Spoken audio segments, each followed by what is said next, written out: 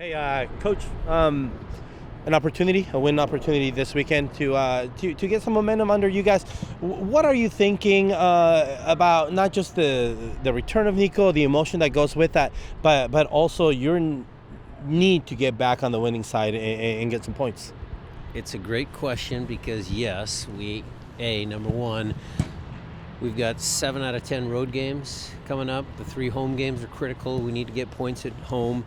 We understand it's more challenging, although we've been a good road team. It's more challenging to get points on the road. But it's also emotional because, it's Nico's first time back here in a different uniform. And it'll be, a little bit strange to see him in a different color. But, as far as I'm concerned, the guys will have to deal with it on the field. They'll have to manage their emotions. Obviously, before the game, there'll be a lot of hugs and things and good words. And then on the field, it's business. And I think Nico in his article, said the same thing. I mean, he misses Seattle. He loves Seattle. Kids were born here. He has a lot of friends still here. But when, he puts that orange jersey on, that's his job. And he knows that. So it'll be a fine balance, but I think once the referee goes and blows the whistle and they start playing, it'll be competitive. Your job as a coach is to lead men into becoming the better versions of themselves, not only on the field but off the field. What are some of the things that you think you impacted Nico with? That I impacted Nico with? I don't know if I like talking about myself. I mean, I hope he learned some things, maybe in his coaching career if he ever wants to be a coach, or management style, talking to people face to face, some of those things that I think I do a good job at, managing people.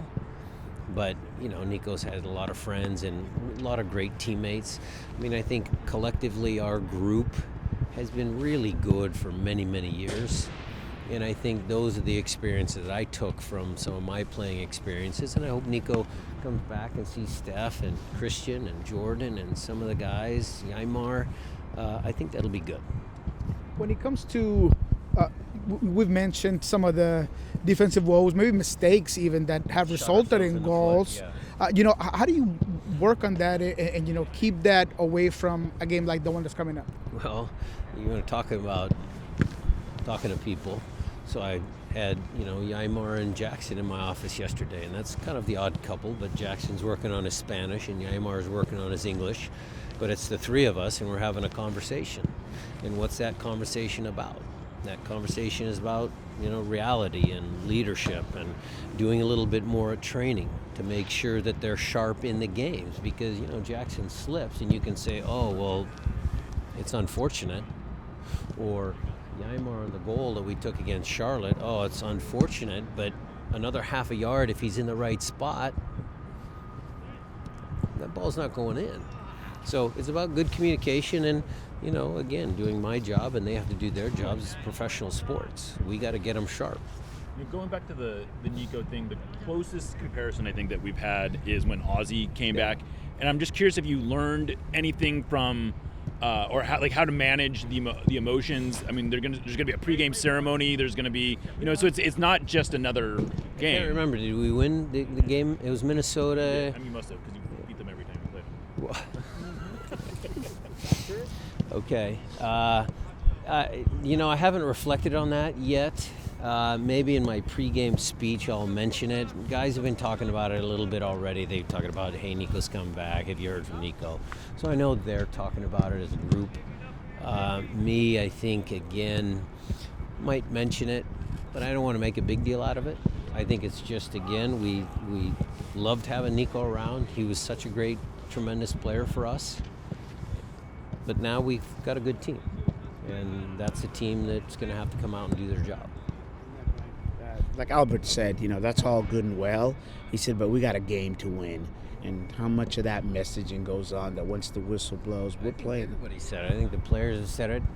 I know we've said it in kind of that way already this week, but maybe more to you guys in the press. And I don't know if those guys ever listen to me or not, but, we'll see. When you look at this, go ahead. Just to follow up, is you want the players to play more awareness and whatnot. You just talked about that. Do you also think that the defenders not doing too much? Well, too much in the right. Look, trying to do too much in and around the penalty box and causing a silly foul or something like that. We don't. But I want them to be aggressive in their active defending. I want to keep Houston pinned in. Houston's a really good possession team. So if we have some possession ourselves, pin them back, and then all of a sudden the ball turns over, I want our guys to be aggressive and suffocate them and try and win the ball back right away. When it comes to Last couple for Jesus Schmetzer, guys. Ferreira, what are some of the additional things that maybe you've been working on him? And with him, of We course, worked going on a little bit of patterns today, just our build-up play. 2 days ago, we worked more in the final third, middle third, and then we're giving all the attacking players a few extra reps in front of goal. And Coach, Last one for Brian. Hey, Coach, from you guys are now officially out of the previous competition. You were involved in the CONCACAF trip. What were some of the lessons that you think that were not only learned but applicable to the way that you're going to carry on as you now face another round of international teams when they come into town for Leagues Cup? Yeah, The Leagues Cup and Clubs World Cup. Well, I think the enjoyment of playing against, the newness of playing against different teams is always exciting, but then reality kicks you in the butt when you take a loss like we did, and it brings you down to earth. And then, yes, we did some reflection. What did Cruz Azul do well? How did they, score 4? So we did some of that already, and some of those might translate into Paris or, Atletico or Botafogo, you never know, or Leagues Cup again, because we're going to play them again in Leagues Cup. Okay, hey, big game tomorrow. Not just from a soccer standpoint, but an emotional aspect to this game. How do you, as a professional, take that and channel that energy into, leveling your emotions, making sure that you guys are doing and communicating throughout the game? Yeah, I mean, we know it's going to be a difficult game. They're coming here with hunger. Obviously, they haven't had the best start to their season, and so, every team is looking to kickstart their season with the next game, and so that's definitely something that's on their mind. I know that, and so we got to be ready. At the same time, we're looking for points at home as well. I think this can really start a run. We have about 7 out of the next 10 games away, so taking advantage of our home games right now is crucial. So I think that's our mindset. What is the messaging within the group about capitalizing on those home games? Yeah, we know, in years past, this used to be a fortress. People were scared to come here, and so we want to get back to that. We want to get back to making sure that teams are coming in here knowing that they're playing for 1 point. We definitely know we're capable of that, especially with our fan base behind us. So, hopefully tomorrow we can put a good performance in. You're getting with down here. We're hearing we need more players in the box. What are some of your cues, without giving personal stuff, of you maybe using that opportunity to get upfield and then balancing that playing defense? Yeah, I think the coaching staff has emphasized risk reward. Sometimes getting in the box is a mindset. It's knowing that your teammates behind you have you covered, and so you're going to take a risk to try to get a goal. And so I think along with me and a few other players that are sometimes pushed higher up on the pitch, and we could add 1 or 2 more numbers into the box. It comes down to a mindset. We're disciplined in the back, and so getting into the box and helping to attack. So I think that's a huge emphasis for our team this year. You have to flip that mindset defensively, and then once they get the ball, heaven forbid that you guys keep them locked down, you're on top of them as well. Yeah, I think the communication is key. Our center backs, obviously, they're the last line of defense, and so if some of us are going to take the risk to go into the box, they have to be ready and prepared for that ball to spill out and repress and keep them in their half. They do seem to be a Last team that couple likes for to Alex, guys. overload, mainly on your side, really. What are some of the things that you can do to prevent from them being dangerous on that?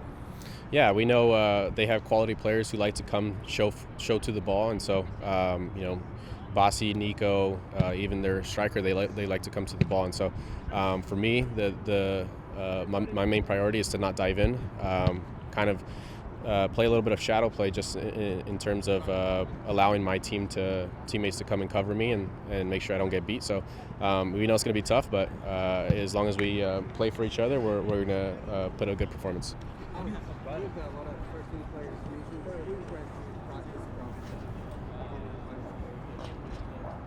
Yeah, we have a lot of quality players that come and help us in training, and some of these Tacoma guys, just like Kalani, who just recently came from there, can show and provide for us value, and so obviously these players can certainly come and help the team.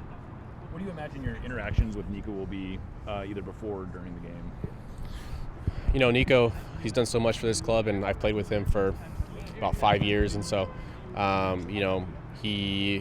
think the city is forever indebted to him for what he's done, and so to me it's going to be a moment of joy, watching him grow and watching him become the player that he was, and now come back here as an opponent is going to be a special moment, I think, not just for myself but for the rest of the team and the fans, and so obviously going to compete and not let him try to do what he did for us for so long, and hopefully we can shut down his quality play. Alex, a un jugador de tu calibre siempre va a haber la pregunta de qué ocurre en la parte internacional. ¿Ha cambiado tu perspectiva o tu comunicación con la selección de El Salvador? Right now I'm focused with the Sounders, and tomorrow we have a big game, so we're ready for that.